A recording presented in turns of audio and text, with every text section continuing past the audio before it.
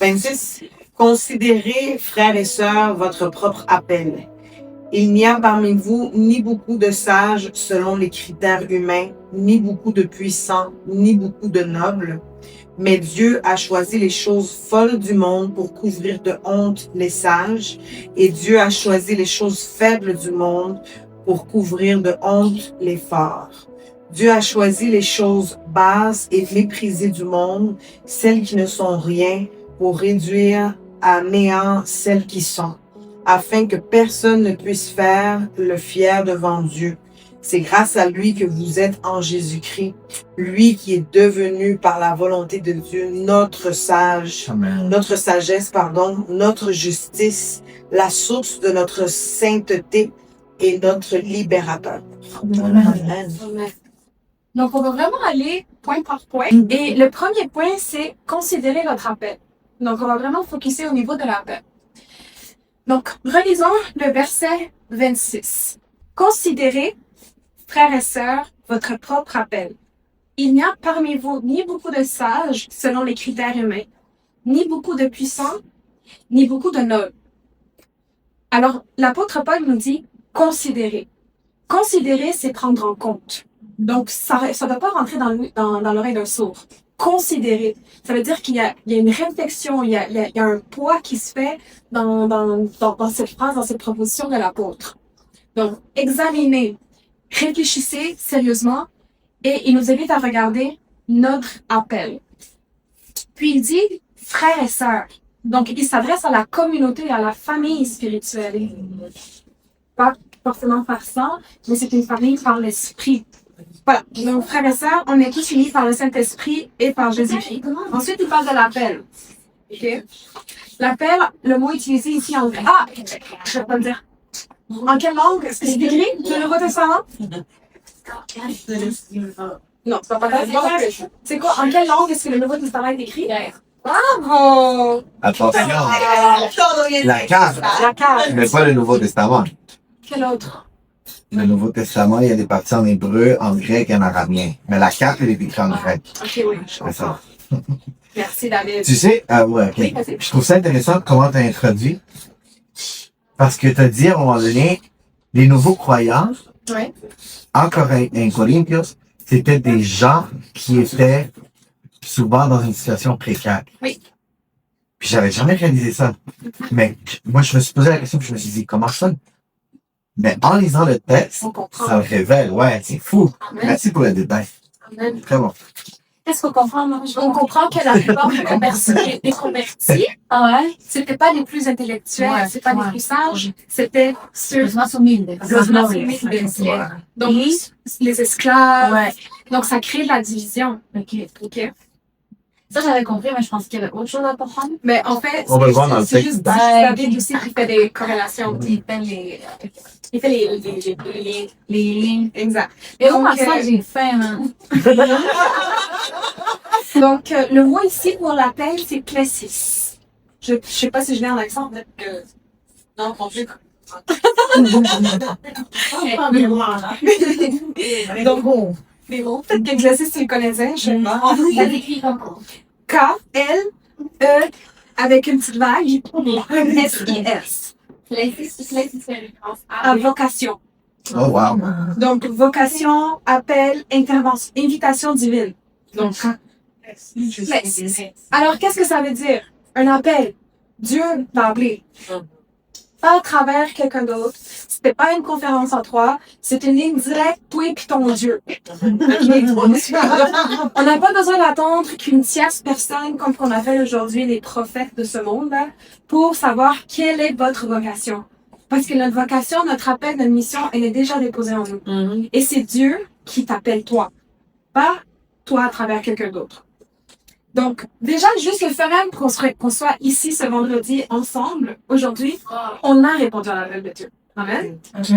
Donc, quand vous entendez le mot appel, qu'est-ce que vous pensez que c'est? À quoi on fait référence? On discute. À notre foi, notre vocation, quand même, notre vocation, notre... Vas-y. Au don, je m'excuse. Au don, comment? Au don. Genre, ça veut dire, Penser aux dons aussi, ça, je sais pas ça dans Qu'est-ce qu'on est appelé à faire? Justement, on a tous des dons qu'on doit développer OK. dans la vie. Mission. Acheter plus de Dieu. OK, très bon point. Oui. OK, donc on a dit Mission, des dons, on a dit mission. On a comme un propósito. OK, un purpose, une vocation. Donc, c'est ça, ce serait ça l'appel de Dieu? Oui, c'est dans la même, il nous rappelle toujours à la maison. OK. Donc, viens à la maison, là. Je t'ai appelé Vanessa, là. Viens à la maison. La nourriture est prête. Notre identité. Notre identité, en fait, c'est selon toi, quand Dieu nous appelle, il nous appelle On nous à rappelle notre identité. notre identité. OK, ouais, très bon point. Non, mais en fait, non, j'ai juste trop élaboré, mais... Mais vas-y, mais c'est... OK. Mais en fait, la Bible dit qu'on a tous été appelés et on a été prédestinés. Donc, quand il fait appel, c'est-à-dire qu'il fait appel à le pourquoi on est venu sur terre. Amen. Selon moi, mais encore, je pense que l'appel est beaucoup plus large que ça. Mais souvent, quand on parle d'appel auprès des chrétiens de manière générale, on parle de l'appel à être pasteur, l'appel à être missionnaire, l'appel à être un évangéliste. On le met ça dans un cadre. Mais l'appel de Dieu est tellement plus large que ça, que juste avoir un titre, qu'avoir un rôle. Donc, Amen. l'appel consiste juste à laisser Dieu agir en nous, dans notre vie, pour que sa volonté puisse... Ay, Dios mío.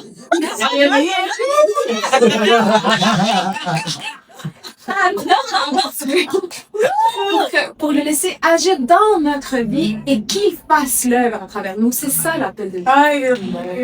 Amen. Amen. Deuxième point. Deuxième point. Dieu ne choisit pas selon les critères du monde. On continue. Quelqu'un peut me lire la deuxième partie? On a passé à travers considérer, frères et sœurs, famille spirituelle, votre propre appel. Donc, chacun, votre appel, ton appel, ton appel. On a chacun notre propre appel. On a l'appel à laisser Dieu rentrer dans notre vie et dans notre cœur pour qu'il puisse terminer l'œuvre. Il n'y a parmi vous ni beaucoup de sages selon les critères humains, ni beaucoup de puissants, ni beaucoup de nobles. Donc, à l'époque, les sages étaient les intellectuels. Puis ça diffère pas trop à la société d'aujourd'hui, ça l'est encore, on l'a dit tout à l'heure. Être intellectuel peut être valorisé encore dans notre société. Les puissants étaient qui? Les gens d'influence, les gens dans le monde politique. Les nobles étaient les familles prestigieuses. Autrement dit, Dieu n'a pas choisi les gens à travers leur statut social. En fait, Dieu ne regarde même pas les choses de ce monde. Donc, c'est nous-mêmes qui avons établi ses propres standards, ses propres critères. On peut le voir quand le roi David a été loin, et je parle pas de ce David.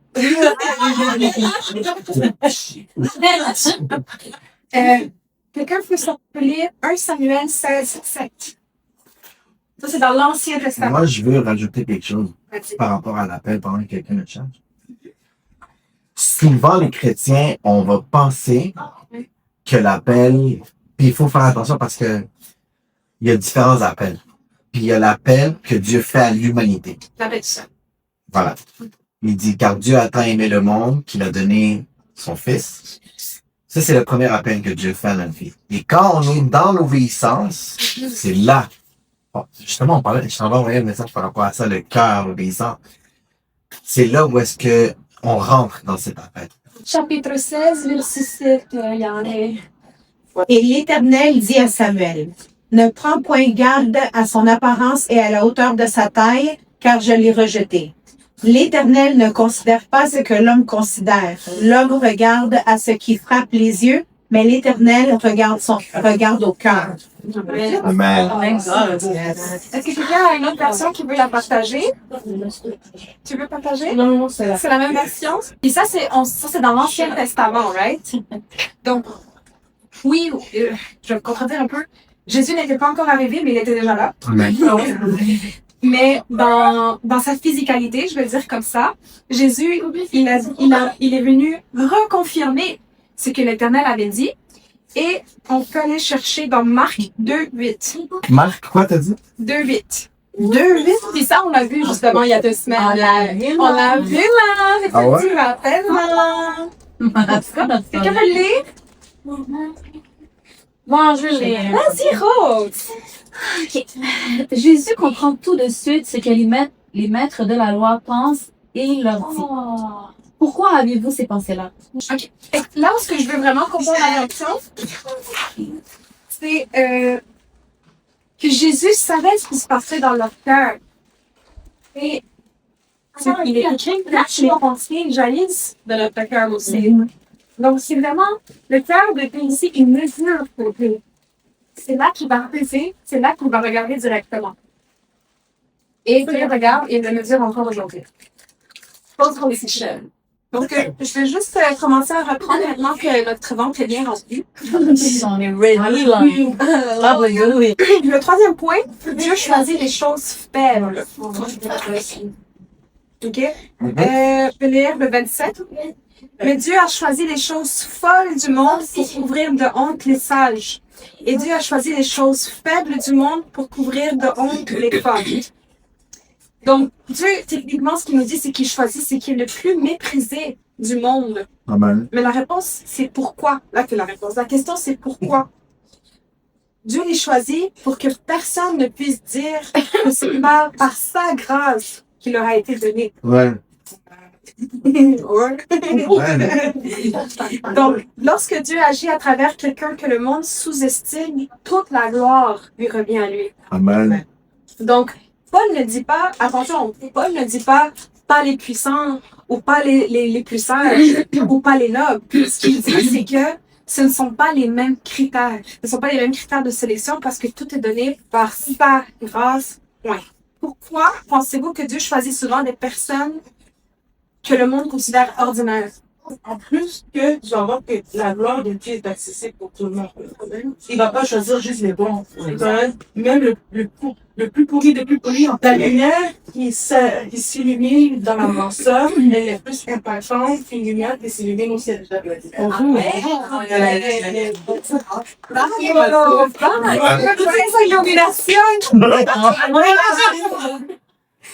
C'est là que plus on est fatigué, plus vraiment